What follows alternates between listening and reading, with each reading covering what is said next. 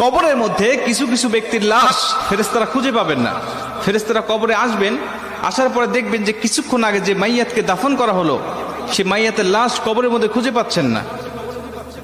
আল্লাহ রাসূল সাল্লাল্লাহু আলাইহি সাল্লাম বলেন, বুখারীর বর্ণনায় আসছে যে মাইয়াতকে যখন দাফন করে আত্মীয় স্বজনরা চলে যায়, 40 কদম দূরে যাওয়ার পরেই তার কবরে ফেরেশতার আগমন হয়। দুইজন ফেরেশতা তার কবরে আসে। বুখারীর এক বর্ণনায় আসছে, আল্লাহ রাসূল সাল্লাল্লাহু আলাইহি সাল্লাম বলেন, আব্দু ইদা বুদিয়া ফি কবরিহি, যখন কোন বান্দাকে কবরের জগতে রাখা হয় তখন ওই বান্দাকে কবরে রেখে তার আত্মীয় স্বজন পাড়া প্রতিবেশীরা যখন চলে যায়, জুতার আওয়াজ এখনো শোনা যাচ্ছে কবর থেকে, তখনও ওই ফেরেশতারা তার কবরের মধ্যে উপস্থিত হয়ে যায়। ঠিক তখনই যখন কবরের মধ্যে ফেরেশতারা উপস্থিত হয়ে যায়, উপস্থিত হওয়ার পরে কিছু কিছু কবরে এসে দেখবেন যে কবরের মধ্যে লাশ খুঁজে পাওয়া যাচ্ছে না। ফেরেশতারা ডাক দিয়ে বলবেন, কি ব্যাপার? কিছুক্ষণ আগে একজন ব্যক্তির লাশ রাখা হলো, লাশটা গেল কোথায়? তারা তাকিয়ে দেখে যে বিশাল আকৃতির একটা পাখি কবরের মধ্যে শুয়ে আছে বা দাঁড়িয়ে আছে বা বসে আছে। পাখিকে উদ্দেশ্য করে ফেরেশতারা ডাক দিয়ে বলেন, পাখি, একটু আগে অমুকের সন্তান অমুক নামে একটা মাইয়াতকে এই কবরে রেখে গিয়েছে, ফুলান ইবনে ফুলান, অমুকের সন্তান অমুক এই কবরের মধ্যে শায়িত করা হয়েছে, সেই লাশটি গেল কোথায়? তুমি কি দেখেছো? পাখিটি ডাক দিয়ে বলবেন, হ্যাঁ আমি দেখেছি। কোথায়? বললেন, সে আমার ডানার তলে ঘুমাচ্ছে, আরামের ঘুম, প্রশান্তির ঘুম দিয়েছে, আমি তাকে কবর থেকে জাগ্রত করব না। ইসরাফিল আলাইহিস সালাতু ওয়াস সালাম যখন সিংহায় ফুঁক দিবে তখন পর্যন্ত আমি তার পাহারাদার হিসাবে এখানে থাকবো, তাকে প্রশান্তির ঘুম দেওয়ার জন্য আমি এখানে তাকে পাহারা দিব।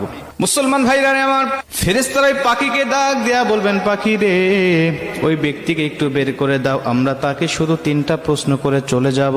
3টা প্রশ্নের উত্তর যদি দিতে পারে তাহলে তুমি তাকে আরামের ঘুম, প্রশান্তির ঘুম তুমি তাকে পেরে রাখবে। পাখিটি ডাক দেয়া বলেন, না, আমি তাকে বের করে দিব না, আমি তাকে বের হতে দেব না, আমি তাকে ডাক দিতে পারবো না। খবরদার, তোমরাও উচ্চ স্বরে কথা বলবে না। বান্দা বড় ক্লান্ত শ্রান্ত শরীর নিয়ে, দেহ নিয়ে দুনিয়াতে আল্লাহর ইবাদত বন্দেগী করে এসেছে, আমি তাকে প্রশান্তির ঘুম পাড়িয়েছি, এই ঘুম থেকে আমি তাকে জাগনা করতে পারবো না। জোরে কোন সুবহানাল্লাহ। আমি তাকে জাগনা করতে পারবো না ঘুম থেকে। ফেরেশতারা ডাক দিয়া বলবেন, তোমাকে জাগনা করতেই হবে, কারণ আমি তাকে 3টা প্রশ্ন করব, তাকে রব সম্বন্ধে, দিন সম্বন্ধে আর নবী সম্বন্ধে তার কেমন ধারণা আছে, আমি তার কাছ থেকে এই জবাবদিহিটা নিতে চাই।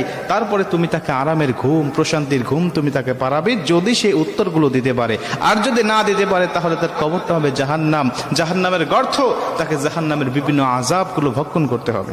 মুসলমান ভাইরা আমার, পাখিটি সঙ্গে সঙ্গে ডাক দিয়া বলেন, ফেরেশতা, তুমি জানো না এই ব্যক্তিকে আমার আল্লাহ পাক ভালোবাসেন, এবং আমি যে পাখি আকারে তোমরা আমাকে দেখতে পাচ্ছ, আমি দুনিয়ার কোনো পাখি নয়, আমি হলাম এমন একটি আমল।